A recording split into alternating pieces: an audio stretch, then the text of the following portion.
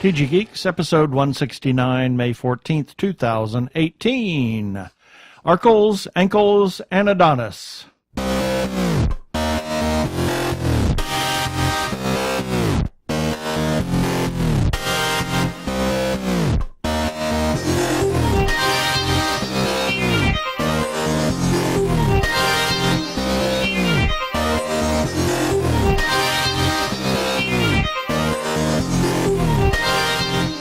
Hello and welcome to another webcast from tggeeks.com, where Ben and Keith, the two gay geeks, talk about all aspects of geekdom and nerdery.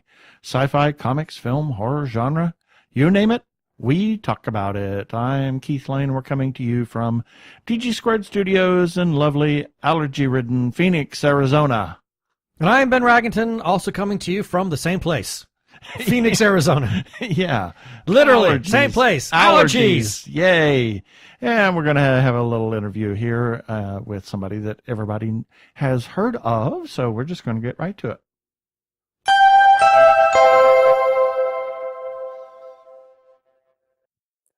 And this time we have somebody that everybody has heard us talk about, Mr. Brian Weber, a.k.a. Arkle. Mr. Arkle, welcome to the show.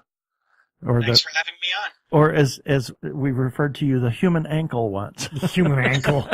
That was your my typo. My typo. It's like, oh my God. That kind of thing happens. I mean, I used to write in messages to this Gilmore Girls podcast called the Stars Hollow podcast, and back then I wrote in.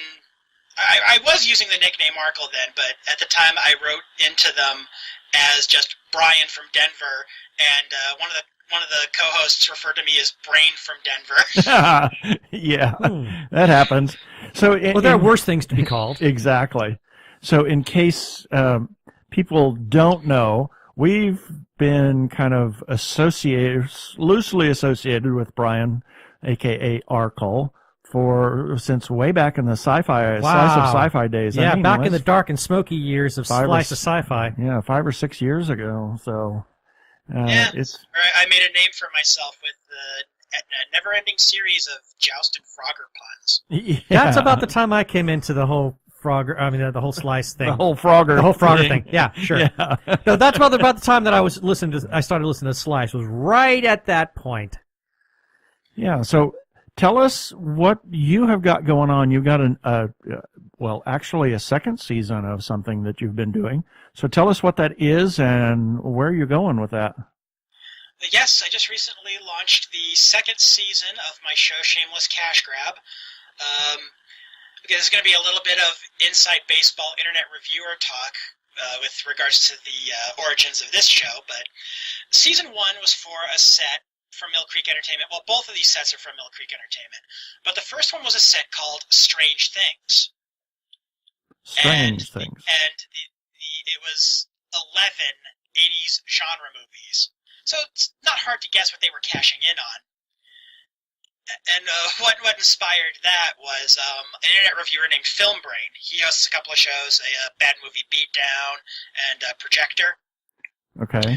He tweeted out a picture of the Strange Things set, and it was such a shameless attempt to cash in on Stranger Things. I mean, it was called Strange Things. The font, like the cover art. I mean, you can Google this thing. You can Google like Mill Creek Strange Things set.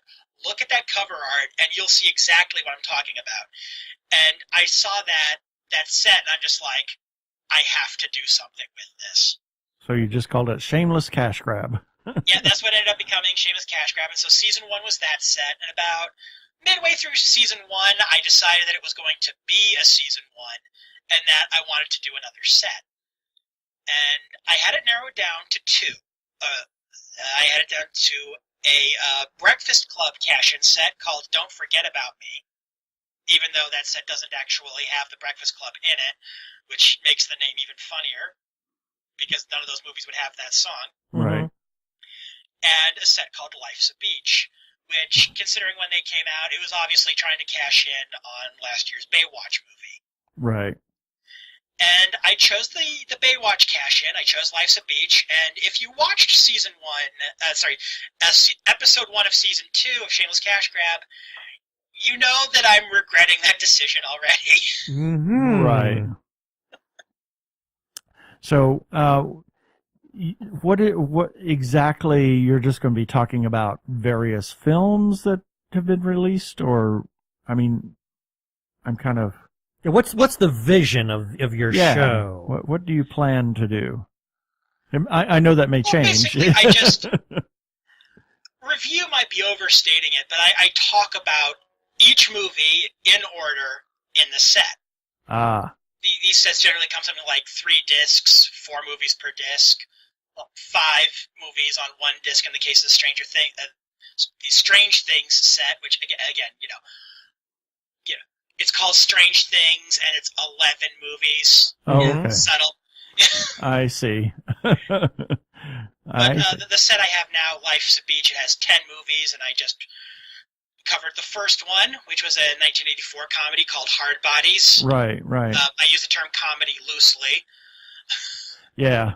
We saw the first part of the show. I queued it up just a little bit ago, and we didn't have time to watch all of it, so I saw the first part because we got up late. Yeah, and we immediately, right as you were getting started on it, we heard that you were beginning to regret your decision. Yeah. So are you maybe going to switch gears in the middle of this, or are you going to go just... Or are you going to persevere? And I paid for the set, so... So now you have no choice. And you know what? At least there's a movie coming up in this set called Hard Ticket to Hawaii. I've not seen it personally. I haven't seen any of the movies on this set, unlike the last set where I'd already seen Krull and Slipstream. Okay. Wow. And, by the way, you guys probably missed this for season 1. I actually had T. Morris on the show for Oh, Krull did episode. you? Yeah. Oh, what a treat. Yeah, that was a fun conversation. He's the only guest I've actually had so far. Well, on Shameless Cash Grab, anyway. Yeah. I have a few other side projects, but sticking to Shameless Cash Grab right now. Hard Ticket to Hawaii. I have not seen this, but there is a scene from the movie that is iconic. It is mimetic. It's kind of like the oh my god scream from Troll 2, that kind of iconic. Right. Or Okay. the You're Tearing Me Apart, Lisa, from The Room. It's a scene where a roller skating assassin carrying a blow-up doll gets launched into the air, gets blown up by a rocket launcher, and then his blow-up doll gets blown up by a rocket launcher. Oh, that is so far out. Oh my God. And seeing that scene in context doesn't actually help. Oh my. Really? See, Wow. I'm looking forward to this movie. I've not actually seen the whole thing, but I saw Alison Pregler. She's a YouTuber I'm a big fan of. She has a show called Movie Nights, and she reviewed this movie, and I'm just like, I have to see this. This one's on... Hard Ticket to Hawaii is one of those movies that often makes the list of so bad it's good movies. Mm-hmm. It's one of those types of films. Because, Interesting. you got the scene with the blow-up doll being hit with a rocket launcher. There's a subplot involving a giant snake with cancer. Is there something... The main villain is incredibly clumsy. It's just... It's really... I am looking forward to this. It's like 5 movies off, but I am so looking forward to it. You got to get through those 5 movies before you get to the so quote unquote good one, huh? Yeah, because I already reviewed Hard Bodies. Again, review is probably a strong word, but I covered Hard Bodies, which Covered is an Hard 87 Bodies. Yeah. It's an 87-minute comedy that's really only funny in the last 10 minutes. Oh dear. Yeah, that's sad. And the movie handles women about as well as H.P. Lovecraft handled dialogue. Oh. Well, Master of description, horrible dialogue. But, and the next movie, the next episode of Shameless Cash Grab is going to be a movie called Private Resort, starring Johnny Depp. Oh, dear. No. Oh, when I'm already sad. Yeah. You know, at least Johnny Depp had the decency to start making a bunch of bad movies before his abusive behavior got outed. That way he didn't have quite so far to fall. Hmm. Wow. Is there something about Was that 80... joke too dark? Wow. We'll let you know. Is there something about 80s movies that I mean, I don't understand what it is about. There's a certain kind of mystique that surrounds an 80s film that, when we look back at it today, it's not just a sense of nostalgia, but there's this really bizarre, I hate to call it like a perverted sense of innocence in some of these most outlandish things that the filmmaker will try to do. I mean, I'm still stuck on the roller skating assassin with the blow up doll. Yeah. I mean, it's being that you're watching these movies. Do you detect some kind of a recurring? I don't want to say a theme or a motif, but maybe an idea, or just this mindset that 80s filmmakers had going on. I mean, there's something really unique about 80s movies. Yeah, I get what you're talking about. I'm not entirely sure how to describe it, but it's definitely something I've noticed and something I've heard other people talk about. David Sirota had this book called Back to Our Future, and the thing is, a lot of the stuff in those 80s movies, we're still kind of seeing it today. I suppose we are, yeah. And I mean, not just the movies, but also the politics of the 80s. We're still kind of feeling the consequences of a lot of that stuff, too. Yeah. Did you say that film was Private Resort? Is that? Yes. Do you know how much it made? I do not. $331,000. Oh my word! No wonder Mill Creek could afford to put it in this set. Yeah. Wow, taken to when you consider the price of deflation. I mean, by today's standards, that's 500,000? Maybe. Wow, how utterly tragic. Yeah. And I have to watch it. Yeah, it says the opening weekend was 163. Oh, wow. And gross by in the U.S. was 331,000. So it didn't even, and that's probably in subsequent weeks. Yikes. Wow. Is there something perverse about people like us? I mean, and I'm specifically referring to me. When I say us, I'm referring to you and me. That we have to watch these some things that deserve never to be seen or never to see the light of day of light again, whatever. You know what I mean? Well, I mean, I think unless it's like an out-and-out propaganda film, I think every movie deserves to be seen by somebody. By somebody. Yeah. Even if it's just, because I mean, it's like I mentioned Alison Pregler at Movie Nights. Thalos is another YouTuber who covers a lot of movies like this. There are just some movies that are enjoyable to watch, not for their actual content, but for the joy you get in tearing it apart. Yeah. It's kind of, isn't it kind of hard though to find that particular movie that, as you said, is so bad it transcends itself and becomes good? There's more of them than you'd think. I mean, yeah, I'm still searching. MST3K is about to enter season 12, so, but and Alison Pregler's been making YouTube videos about. It's like, are my neighbors doing lawn work or something? Sorry, I got distracted by outside noises. But you got your Alison Pregler, you got Thalos, you got Cinema Snob, and sometimes they cover the same movies, but most of the time they don't. And so you'd really be surprised how many movies are out there that are not, they're not like the prestige pictures or the big blockbusters, but they still have something of value. Mm-hmm. I mean, what were a couple that you have seen that would fall into that camp? Well, I mean, just going off of season 1, a movie I was kind of surprised by was a film called Pulse. I've heard of that one. Oh, not like the J-horror remake. This is one with this was like from '83 with Clifton Young and Roxanne Hart. Oh my! And it falls apart a little when you realize that a couple of scenes where characters in danger, they have to be stupid in order to be in danger. But, in terms of, concept and cinematography, it's actually, I wouldn't go so far as to say it's a good movie, but I definitely call it watchable.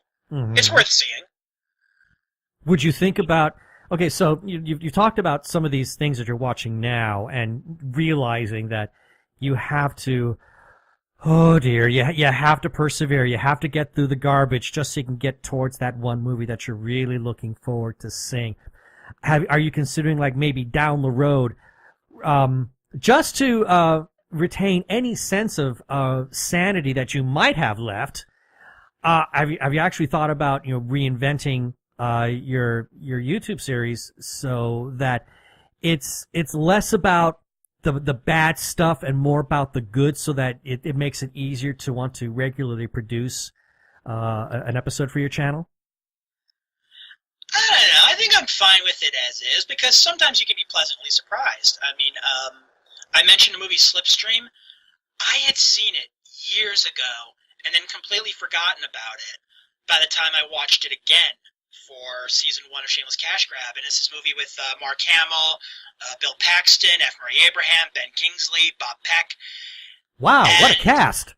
That is a genuinely good movie. And I'm watching this, and I'm seeing it for like the first time in like well over a decade, and I'm just like, why didn't I remember this? I don't remember it.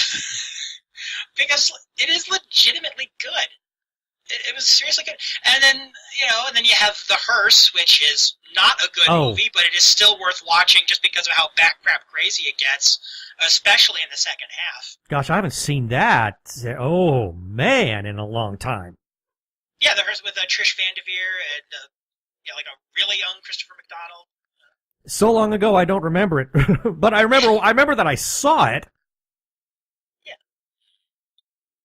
So, go ahead. Plus, after years of watching, internet reviewers like, he doesn't really do internet reviewing anymore, but people like Spoonie or, CinemaSnob, seeing them do episodes on like the Italian knockoff pictures, I finally actually got to see a couple of Italian knockoff pictures for myself because of the Strange Things set.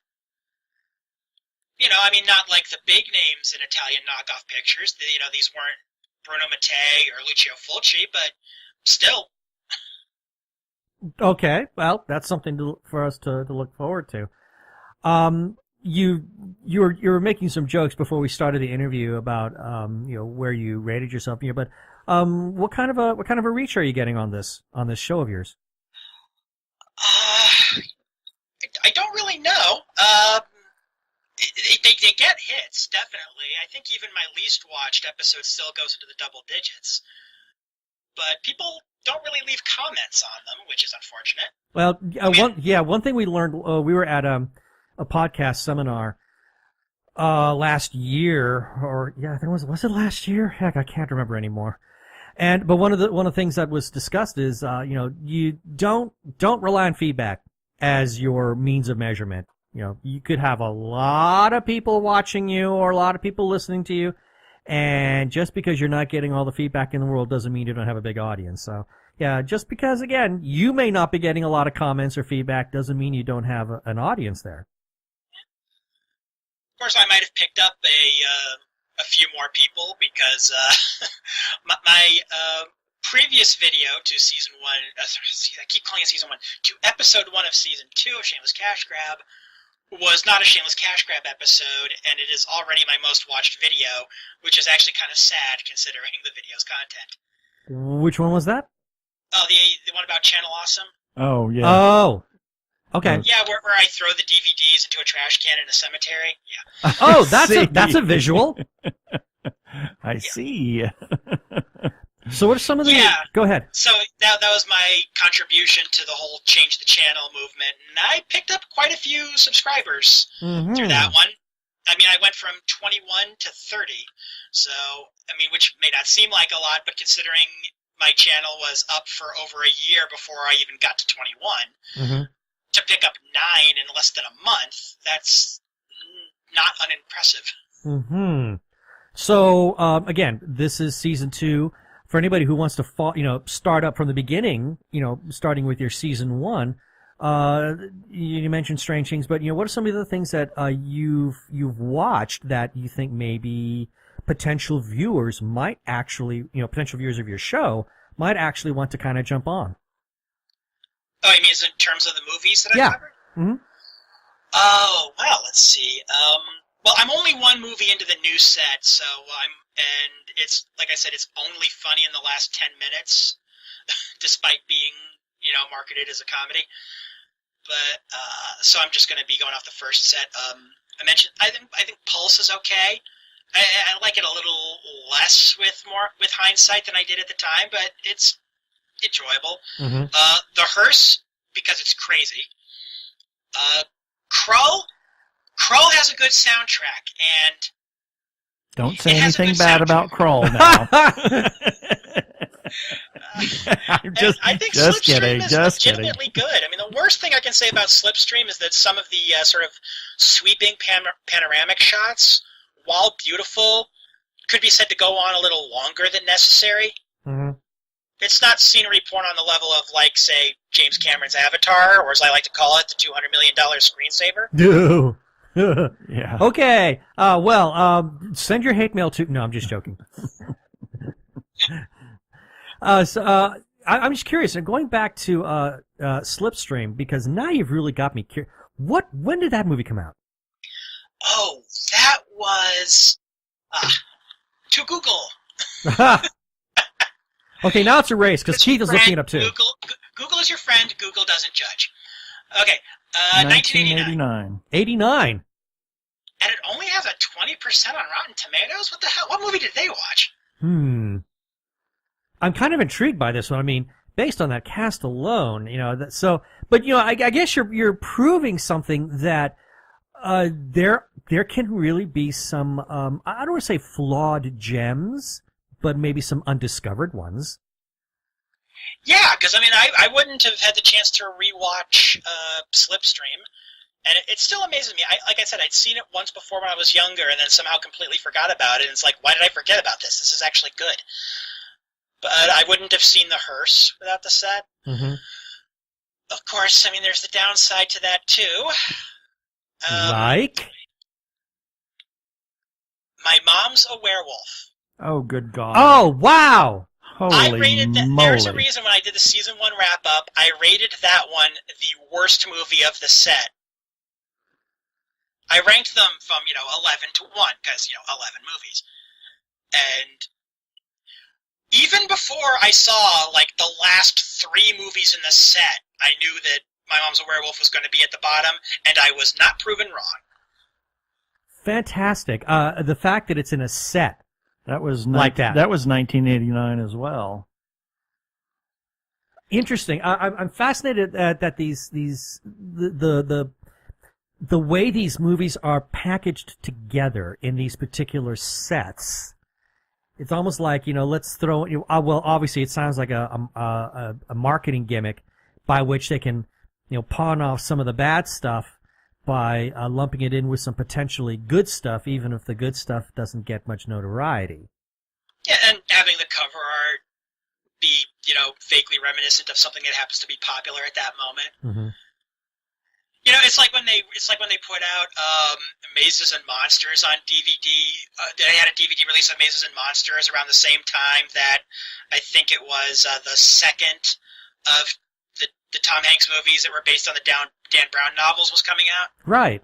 That was what was it? Angels and Demons. Angels and Demons is Da I Vinci know that was Code. the first book in the series, but Right. the second movie. Right. Well, whatever. All of Dan Brown's movies are pretty much books are pretty much the same anyway. It's like set up for a big, huge, sweeping conspiracy, only to have the big reveal be, oh, it was just one guy. that you've read one Dan Brown book, you've read them all, really. Yeah. It's like my joke is like I've played 2 of the Call of Duty games, so I've played all of the Call of Duty games. Yeah, I get you on that one. Well, first, I gotta ask this. For anybody who is curious about these sets, where could they go ahead and find these particular, because I know people, I've got friends who would be tripping over themselves in order to get these kinds of sets of, these collecting, not collector, I wouldn't call them collector's items, but these collections of movies that are packaged as sets. Well, they're not the only game in town. Plenty of other companies do this kind of thing, and there are sets that are based more on actors than on theme. and whatnot. But where I've gone to mainly so far is Mill Creek Entertainment. Mm-hmm. This is where I got the first one. That's where I got the second one. That's where that Breakfast Club cash-in set that I might do for season 3 is. They've also got a vampire set that I'm actually kind of interested in. It's 20 movies. Wow. So that would be a commitment. But it has 2 versions of Nosferatu on there, including the original. Oh, well, I know that there was a remake of Nosferatu that came out around the 80s, which got huge praise and very little coverage. Yeah, so, I mean, I might decide to go with the vampire set instead of the Breakfast Club set, especially since the Breakfast Club set only has 4 movies in it. Yeah, just be warned, though, there has just been some really, really cheesy vampire. I mean, Billy the Kid versus Dracula, for one. I don't know if that one's on that set. Oh, no, I man. don't remember off the top of my head. But That's a real turkey. Mill Creek, by the way, they also do they've done the Quantum Leap Blu-ray. Oh, did they? Which has gotten a lot of praise because, if I remember right, I think the Mill Creek set was able to get the rights back to some of the music that was used on the show that the DVD release had to change. Right, that was a big deal, I remember. I mean, I'm never going to be able to watch Quantum Leap again because of that final episode, but if you do want to rewatch Quantum Leap, then yeah, the Mill Creek Blu-ray set is probably where you want to go. Yeah, just don't watch the last episode. Exactly. Wow, you've given us more to contemplate than we could possibly imagine, and definitely there are some things out there that I think I want to kind of try and locate now. I mean, especially that Slipstream. I mean, with a cast like that coming out in 1980, I mean, these are established actors.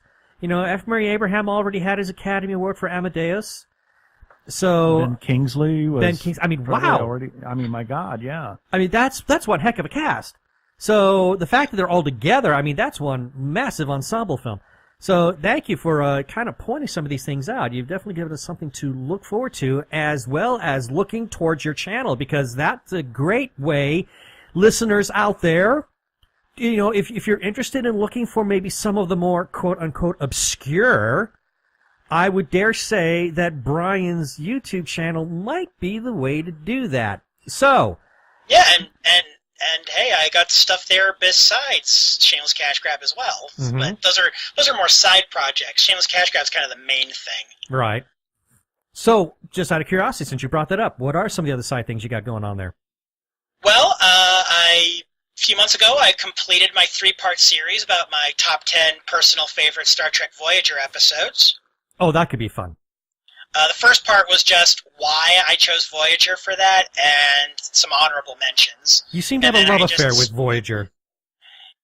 Yeah, I guess Voyager is to me what Quantum Leap is to Alison Pregler right now. Okay. But, so what? Or like Tequila and Benetti is to the cinema snob. Mm-hmm. Okay. So what are the things you have going on over there? I did a Let's Play of the game Dream Daddy. That was fun. I got a game that I recently downloaded for free off Steam called Trick and Treat that I'm thinking about doing a Let's Play for. Coolness. And my associate, Magdalene Rose, from the YouTube channel Super Princess Tea Party, which I donate to the Patreon campaign for, so of course I'm going to plug that one. She lent her voice to one of the Voyager videos, by the way. I've been discussing this idea with her, well, running it by her. She's not actually going to be involved with the show. But it's a concept called Rants vs. Zombies. Are you familiar at all with the video game Plants vs. Zombies? Very familiar. Yeah. I love that game. The idea is, I'm not sure how I'm going to do this yet, but Max convinced me to just go for it. It's going to be footage of me playing Plants vs. Zombies, but the audio is going to be me going off on some kind of rant. Probably something political, or maybe a pop culture rant, but hence the title, Rants vs. Zombies. Uh-huh. Okay, that could really that could blow people's minds. But yeah, Shameless Cash Grab is the main focus, and again, the Let's Play for Trick and Treat is still a maybe. Right. So, for people who want to find your YouTube channel that has all this wonderful goodness on it, Or find you or in find other you places. or other places. I mean, so how can I do the search on YouTube? And do you have any other kind of social media or intertube presence out there aside from the incorrect Star Trek Voyager quotes, which we always push every week? And which I have fun posting stuff for. I just wish I got more submissions, but what can you do?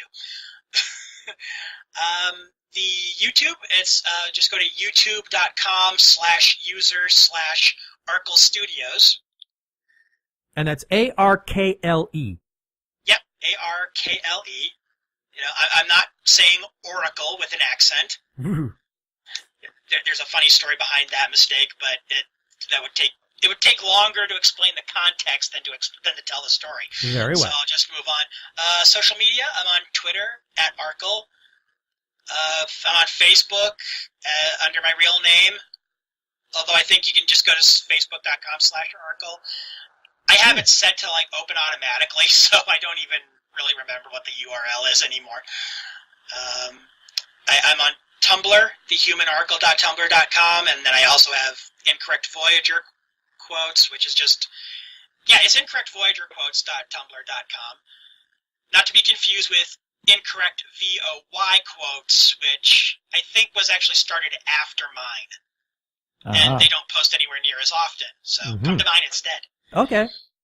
And then I also run the fan site for Shayapocalypse, even though Shayapocalypse technically doesn't exist anymore, thanks to Maker Studios having taken its coke and horse money from Disney.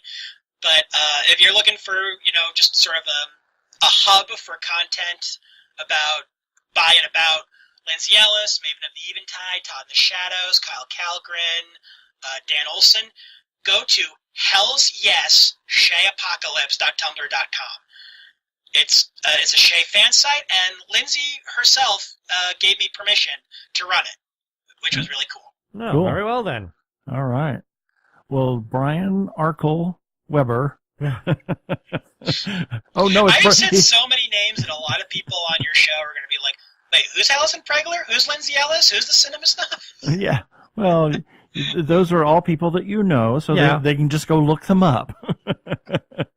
So, well, thank you for being on the show this time with us, Brian. Yeah, there was a lot of great stuff that you shared with us, and Yeah. you've given us some things to look for on ourselves. So thank you for sharing with us. No problem.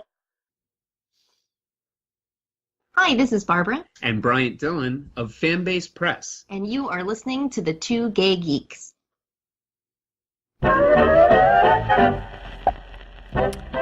And here's a few selected birthdays for May 14th through May 20th, 2018.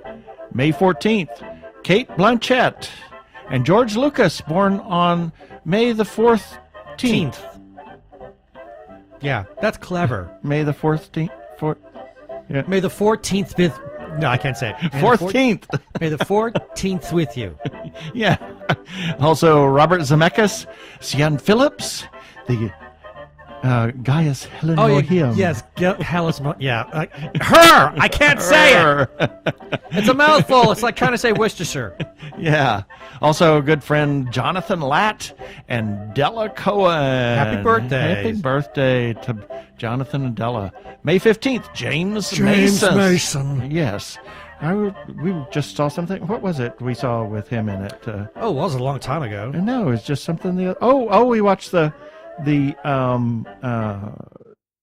Did we see something? the pre episode of Battlestar Galactica, the pilot. James Mason isn't in that. Yes, he is. No. Yes, No. I think so. No, he's not. That's Lorne Green.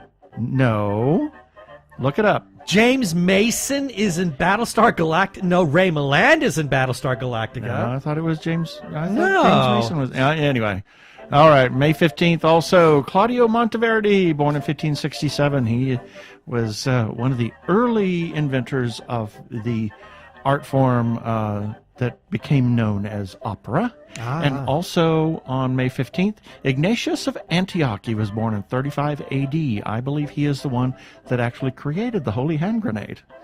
So, Of course he did. May 16th. Interesting that it's 35 AD. Yeah. I wonder if that's an intentional joke. I don't know. It's 35 AD was when he was born. 5. Theresa. Yes. May 16th, Danny Trejo, Pierce Brosnan, Liberace, and Henry Fonda. May 17th, Craig Ferguson, Bill Paxton. We just talked about Bill Paxton. Yes, we did. And Brigitte Nielsen and Howard Ashman, who gave voice to The Little Mermaid. And among other characters. He was a wonderful co-writer and librettist and songwriter with Alan Menken. Alan yes. Menken, yeah. Also on May 17th, Joseph Gaxiola, friend of ours here in Phoenix. May 18th, Rick Wakeman. Keyboard maestro of Yes. And Andreas Katsoulis, as well as Mark Mothersbaugh. May 19th, Chewbacca. Peter Mayhew, actually. Yeah. And Andre the Giant. And I put something in here because I thought it was fairly interesting that Ho Chi Minh and Pol Pot actually have the same birthday. And Ho Chi Minh was the leader of the Viet Cong in North Vietnam, and Pol Pot was the dictator, etc., over in Cambodia. So, oh wow, really, same birthday. I'm not saying anything about the politics or anything like that. No, but it is unusual that just fascinating. Yeah, they would have the same birthday. Yeah, not same year, but just same birthday on the same day. Yeah. May 20th, James Stewart, who is the wonderful actor, and then Tony Stewart, his brother. He's his brother. Yeah, it's a fact. It's a fact. He's a race car driver. And then also, and Cher was born on May 20th, and Mindy Cohn, who wound up in a film as a favor to somebody. Yeah, a very, very strange gay horror flick. Yeah, so that's it for the birthdays this time.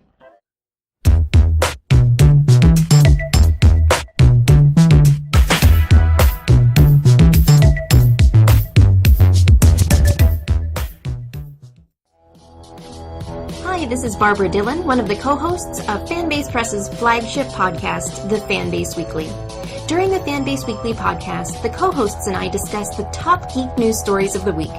In each episode, we are joined by special guests from all across the pop culture spectrum to get their take on what's happening in geekdom.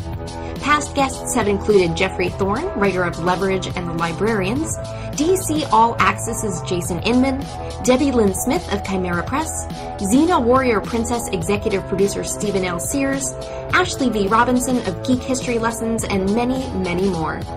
Join us for an episode of the podcast that celebrates fandoms on a weekly basis. A new episode of the Fanbase Weekly is released every Monday. Be sure to subscribe to us on iTunes or look for the podcast at fanbasepress.com.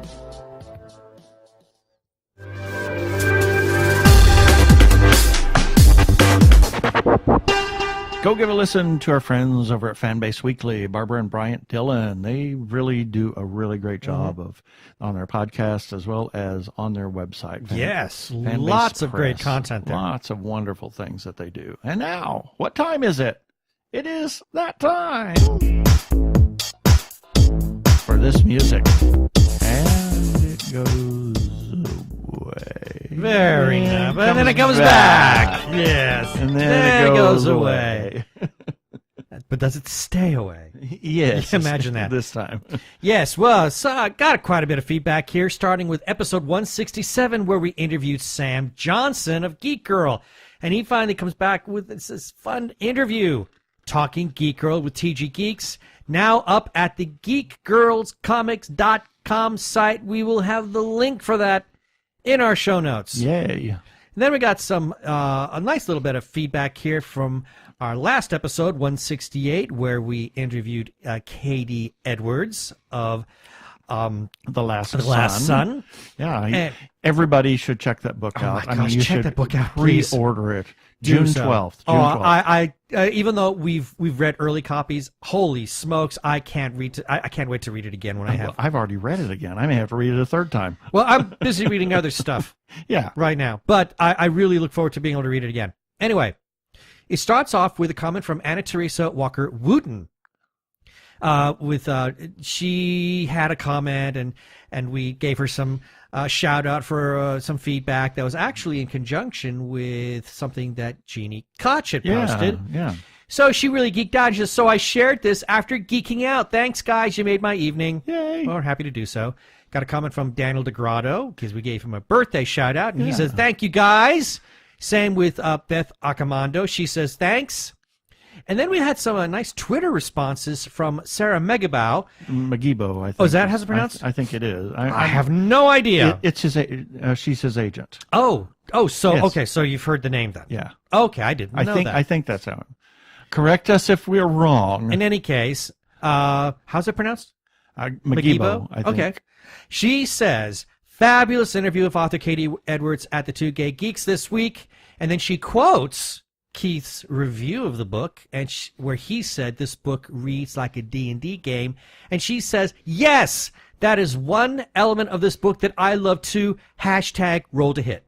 Yeah. And then Katie Edwards himself says something which kind of amuses both. He says, I had an amazing time in this podcast. A little bit nervous to hear the sound of my voice, especially since the hosts sound like radio gods in comparison. We're gods now. Yeah.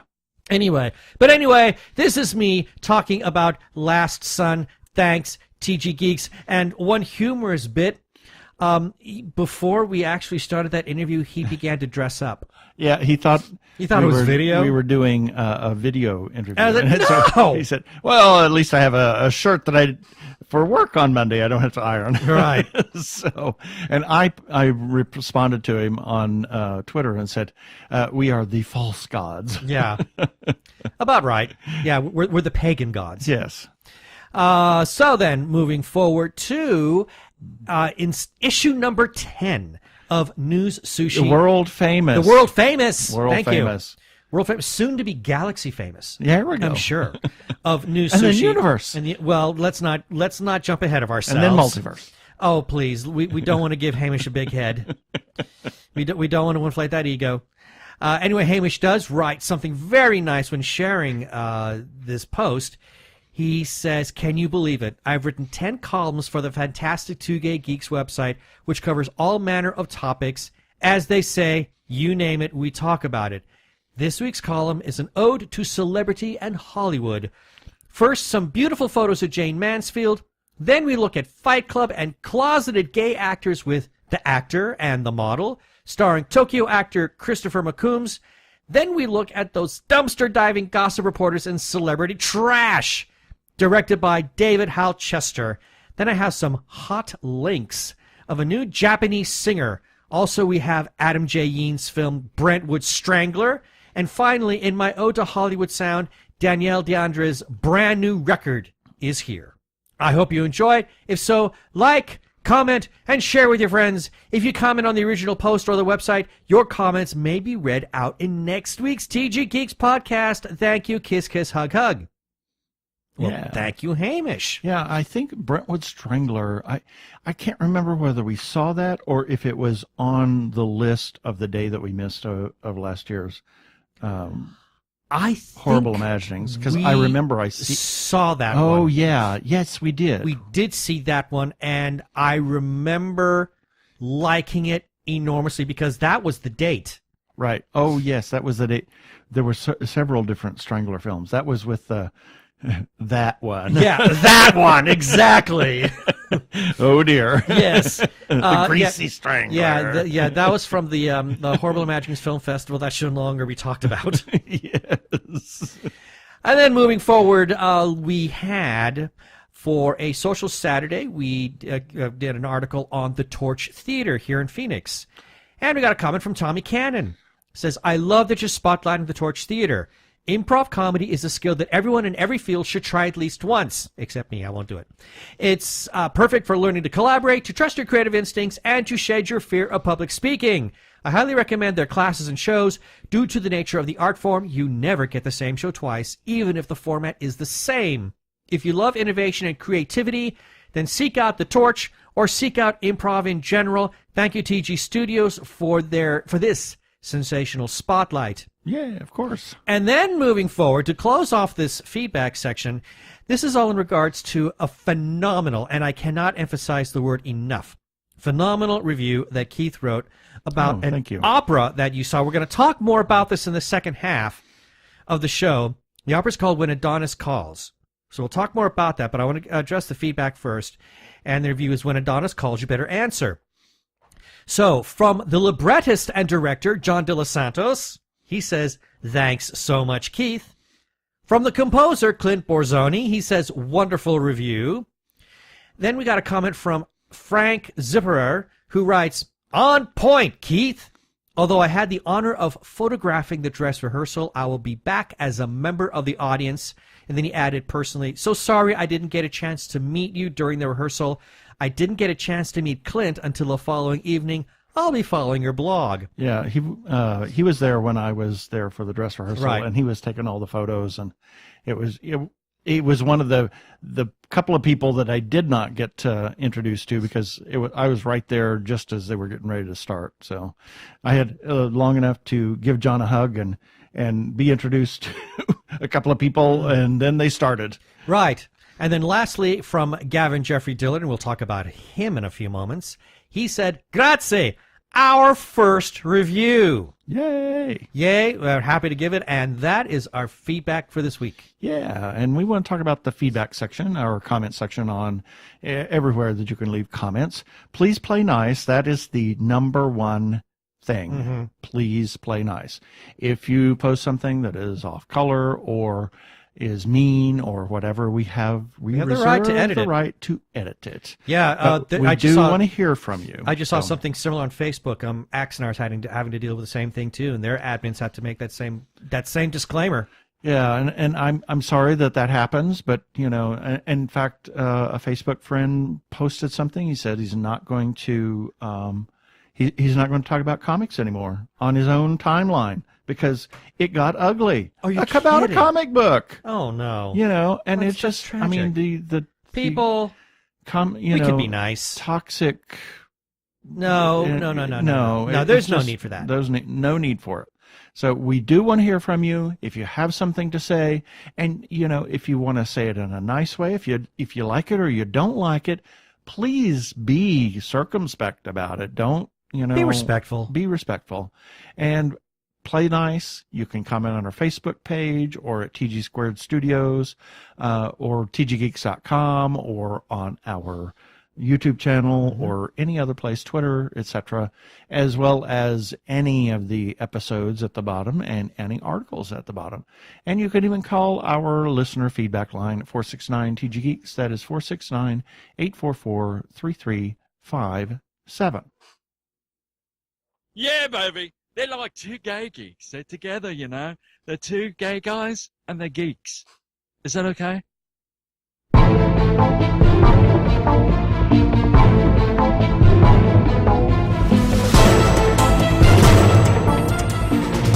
And our second segment music.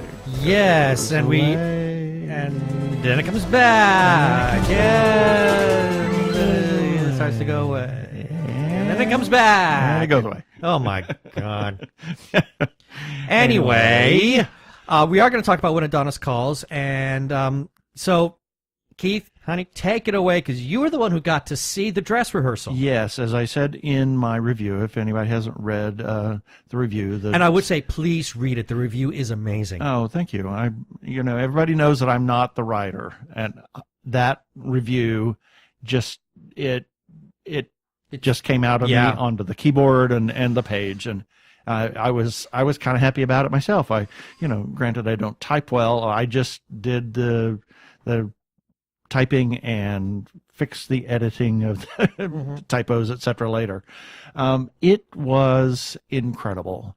I was in Asheville, North Carolina for a work conference, and I noticed that Clint and John were going to be there for the opening of that. No, we should, like a day after. We should point out we're talking about Clint Perzoni and John De Los Santos, and these are the two people we've interviewed them, and I think it was episode 117. I believe so. And they also are the composers of The Copper Queen that you've heard us talk about in some past episodes. This is their second co-venture, if I'm not mistaken. It's their second opera collaboration.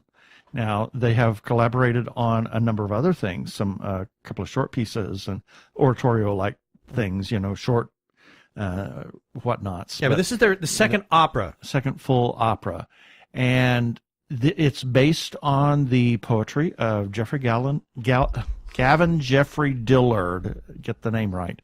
And he was most famously known, he was given the moniker the Naked Poet by the Los Angeles Times. Oh, that's an interesting He tended to do his poetry in the nude? buff. Yes. Oh, nice.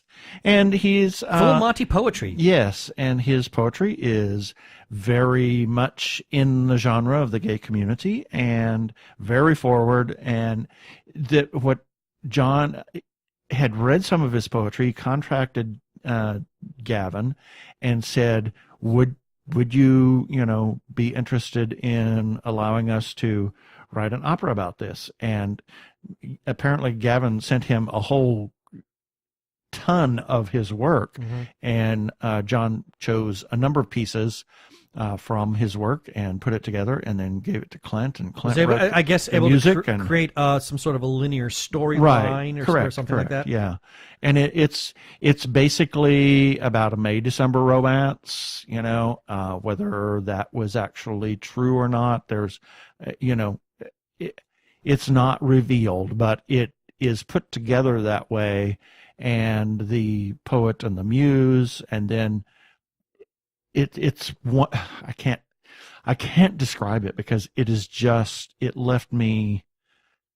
Well, I was out running errands, and you texted me to let me know that you had just finished seeing this in North Carolina, and all I could tell is that you were just completely, totally blown away by all of it. The beauty and the artistry and the poetry itself. There were so many wonderful things about it. And it, to me, as I said in my review, it is the perfect blending of music accompaniment, the singing, and the visual of two dancers dancing. The singers are singing the poetry. Clint has a beautiful score that's written for string quartet and percussion, and the singers are singing these pieces that go back and forth as they're writing letters to each other, and the dancers are dancing out the emotions and the words, and John's choreography is just incredible. It's just, I wonder, oh my God, it's the perfect blending. Well, of all art forms. I will say this, having only seen workshops of Copper Queen so far, I maintain that I think Clint and John have got definitely some magic when it comes to their collaboration. Yes, they have kind of a symbiotic relationship. Well, they really do. And I have to wonder if maybe we might not be seeing the birth of maybe a new. I want to call it a resurgence of opera. Do you know what I'm trying to say here? Yeah. But like a reinvention. Yeah. And well, of the form. I called it experiential opera. That's a good term. With the and this one certainly was in a very small space, and I was sitting right there for the dress rehearsal, and that's exactly where the audience would be sitting. That's where I was sitting, and you were literally right on top of the stage, right on the characters. And this is one that really needs to be experienced in a smaller venue because the emotion and like an intensity to it. Yeah, and the two singers, oh my God, they were incredible. They filled they filled up the room with their voices and their stage presence, as well as the dancers. They were just wow. I can't.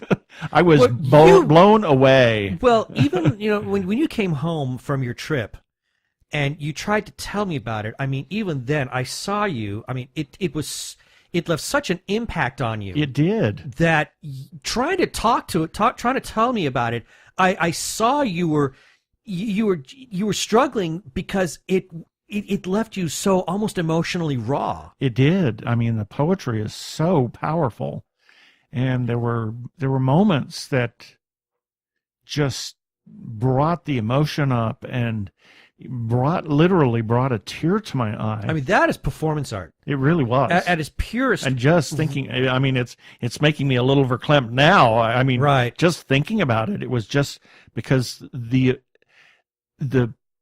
words that were chosen from Gavin's poetry were just so raw, and about love and relationships and all of that, and how to go about a relationship. And one of the things was, he says, I've had many, many relationships. I've never had a lasting marriage, and I don't know how to do it. Oh, wow. And, you know, and I know that feeling. Right. I know that feeling. Right. 22 years ago, that's the way I was feeling. You know, yeah. Is what do you do? How do you do it? So it's a great show, and if you know, it's not for, as I said, it's not for your 85-year-old grandmother to go to. I would say this is. They're dancing around in their skivvies some of the time. I mean, so. it's at best an R-rated opera. Yeah, possibly even NC-17. R+, yes. I mean, I wouldn't call it X. I mean, it's not porno. No, nothing like that. But it's definitely. But it is definitely sensual. It's very and sensual, steamy. And, yeah. Not a gay opera. Yeah, and that's the quote that Gavin says. He says, and I kind of put it in my own words, it's not a gay opera in the sense that you wouldn't call La Boheme a straight opera. No. It's an opera about two men and love and relationships.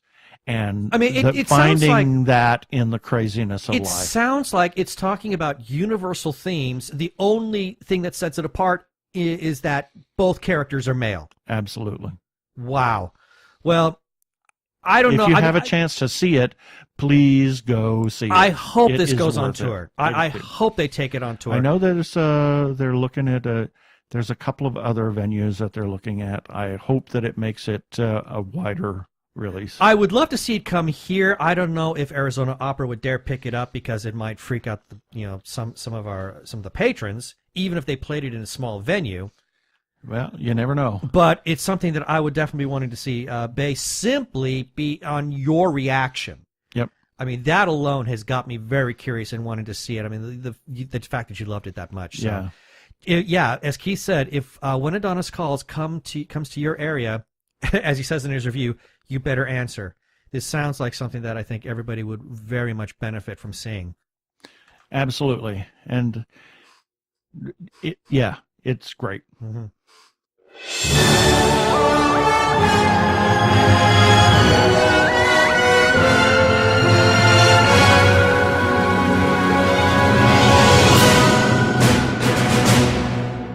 And now we have a weekly review of what we've run on the website. If you only listen to this webcast, please know that we do have a website, and we try to post content daily on that. Mm-hmm. And Ben's going to go over what we covered in the last week. Starting on Sunday, May 6th, our Spotlight Sunday, Keith ran a really interesting article on Georges Méliès, who you may not recognize the name, but if you saw his work, you would know immediately if who you this saw man is. a couple of the just photo stills from his work in the early years of the 20th century. Yeah. Georges Méliès was on the forefront of filmmaking, shall we say. Well, there was nobody like him. He actually created his own film camera after the Lumiere brothers. If you want to know a little bit about him, check out the Martin Scorsese movie Hugo. Yeah. While there are some definite artistic licenses that are taken, it's not a 100%. I mean, it will give you a sort of a general sense on who Georges is, because he is featured in the character is featured in that film. He was by Ben truly the Kingsley. first indie filmmaker. He was. Well, there was no such thing as a film studio at the time. And he was an auteur, I'll tell you that for sure. Yeah, he was an amazing man. So that was our Spotlight Sunday. On Monday, May 7th, of course, we did our TG Geeks episode number 168. And then the next day on Tuesday, I ran a review for a book, Child of Atlantis. This is a series of books that I'm reading. We'll talk a little bit more about that in an upcoming episode. Yeah. But I read the first book, Ascension. So I got my review out there, so check that out. On Wednesday, Jeannie Koch comes back with more of her old classics newly reviewed series, and this time it's the 1960 movie Midnight Lace. And then on Thursday, Andrea Richoff had some 3-episode thoughts on The Handmaid's Tale from season 2. And also we ran a press release for Mamma Mia, Here We Go Again. Unfortunately, by the time everybody's listened to this, Mother's Day has passed. Yep. And then on Friday, of course, we had episode. I want to call it an episode. Issue number 10. Yes. Of the soon-to-be galaxy-famous new sushi. Multiverse famous. Oh, we're not there yet. Oh, we're not there yet. Not there yet. Not Not yet. until we get to issue 15. Yeah. No, we have to grow. Yeah. So we were a world. Now we're solar system. Yeah. Next week, we're the heliosphere famous. Yeah. Exactly. Of news, sushi, morsels of news from Japan and beyond the heliosphere, number 10. And then on Saturday, there was our social Saturday of the Torch Theater here. No, I'm sorry. On Friday also, that review of When Adonis Calls, You Better Answer. So that was on May 11th. People, go to the website, look for the May 11th entries. You'll find that there. But we will have the link for all of these in the show notes for this episode on the website. And we close it out with our social Saturday of the Torch Theater here in Phoenix. Please visit our website, tggeeks.com, and read all of our content. And, of course, we always have some follow-up items. Check out our calendar on the website. We have birthdays and events and cons and things. If you know Cons and something, things? cons and things. Oh, I'm Yes, going to tell there we go. Chuck that There one. we go. Cons and things. And if you have something that we should know about, please send us a note, and we'll talk about it in the follow-up items and put it on our calendar.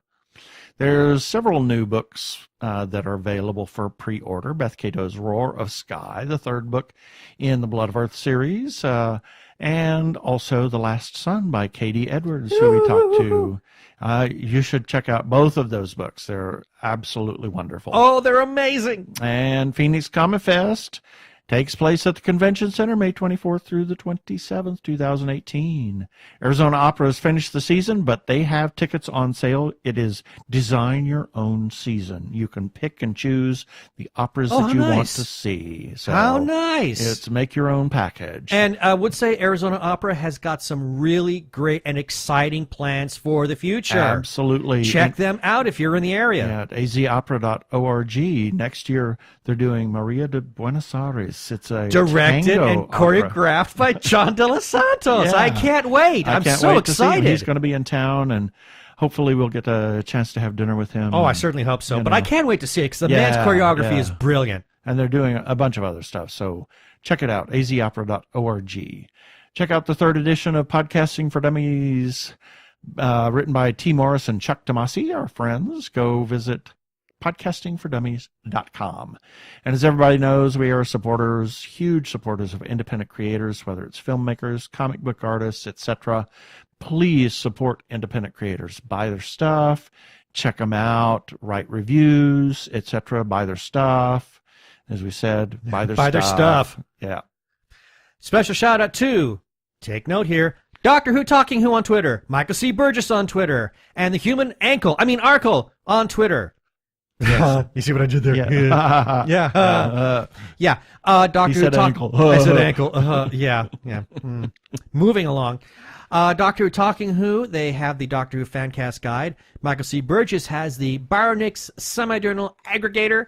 And the Human Arkle has the Arkle Times Post-Dispatch News. These are all paperly issues that we publish our content on a regular basis. Doctor Who Talking Who on Twitter is at Talking Who. Michael C. Burgess on Twitter is at Byronic. That is Byronik. And the Human Arkle on Twitter is at Arkle, Arkle. And of course, as we said during the interview with Arkle, he is on Tumblr with the incorrect Star Trek Voyager quotes. Check it out for a great laugh. Also, special shout out to the Facebook group, The Gay Geek, for allowing us to post our episodes and some of our stories. We ran our review Keith's review for When Adonis Calls on the Gay Geek page. Thank you, Jeremiah Rees, for allowing us to do that. He is their moderator. Thanks, Jeremiah. So, check it out. Facebook.com Facebook.com/groups/The Gay Geek. Thank you very much. And we want to remind you to occasionally click on our Amazon ads and check us out on iHeartRadio, iTunes, subscribe and review us on iTunes, subscribe to our YouTube channel, and every place else that we are.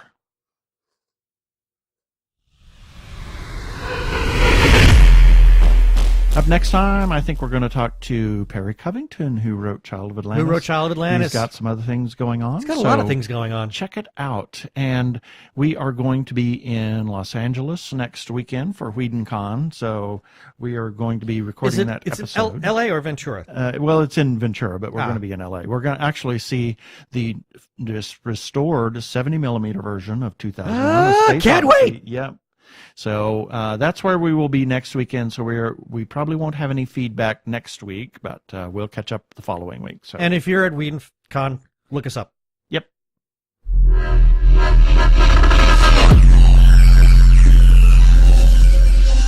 Okay, that should do it for this episode of TG Geeks Webcast. Be sure to check out the article for this webcast episode. We're going to have several links on the page. And remember, you can comment on our Facebook page or our website, tggeeks.com, or you can leave us a voicemail at 469-TG-GEEKS. That is 469-844-3357 from TG Squared Studios.